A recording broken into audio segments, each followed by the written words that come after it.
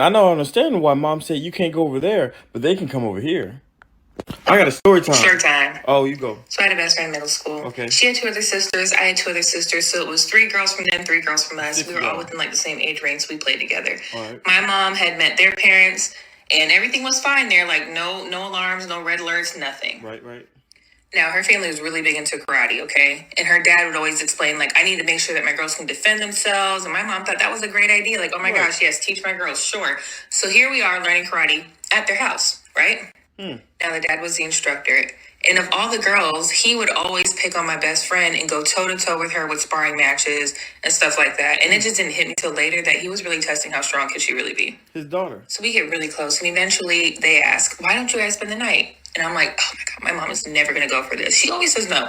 So how about you ask her and then see if she says yes? That's what we used to do. So there you got all 6 of us up in her face. Please, we spend the night. My mom finally caves in. She says, fine.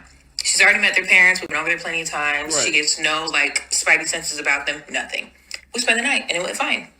So all 3 of us were spending the night because we don't do things alone, and they were fine with that, right? Mm-hmm. Fast forward a few months later, she brings me up to her room, closes the door, and she's like, I got something to tell you. And I was like, what? And then I'm looking behind me, I was like, girl, why do you have a crib in here? Like, I know your mom does daycare, but that's downstairs. Like, why do you have a crib in here? She lifts up her shirt to show me that she's pregnant. And I'm like, how? Mind you, we're in the 7th grade. We have not had human growth and development yet. So my brain can't wrap around, like, how did you get choked? Huh?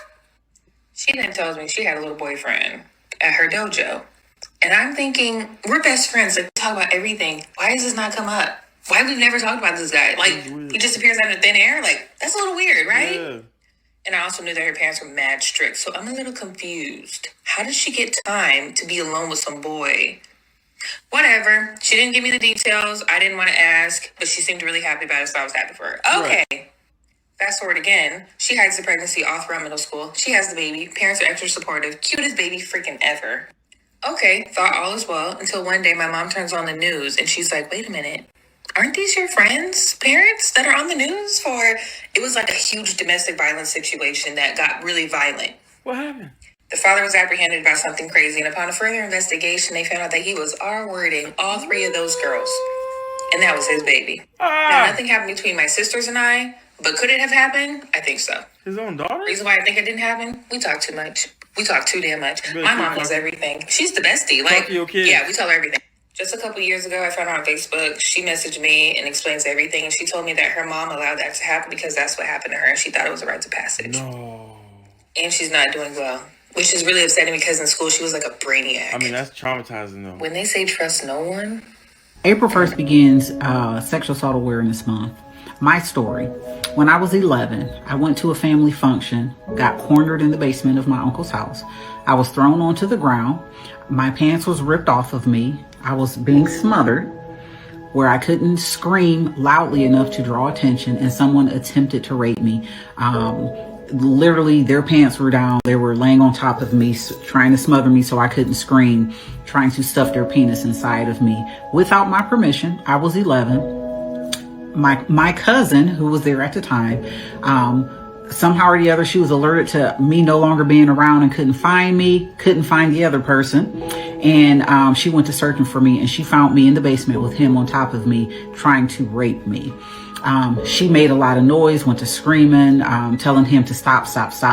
That's why he stopped. However, because he could not complete the act of raping me, he found a boulder. He was mad that I told. He found a boulder and he threw it and bust my head.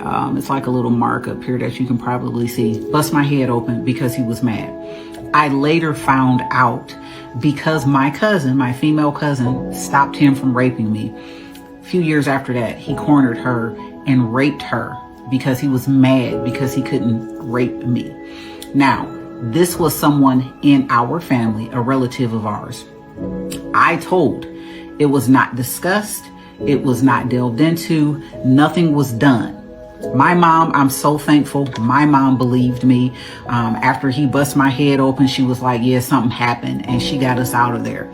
But why is it in families when it comes to sexual assault with another family member? Do we refuse to discuss that or have that conversation? That's a true problem.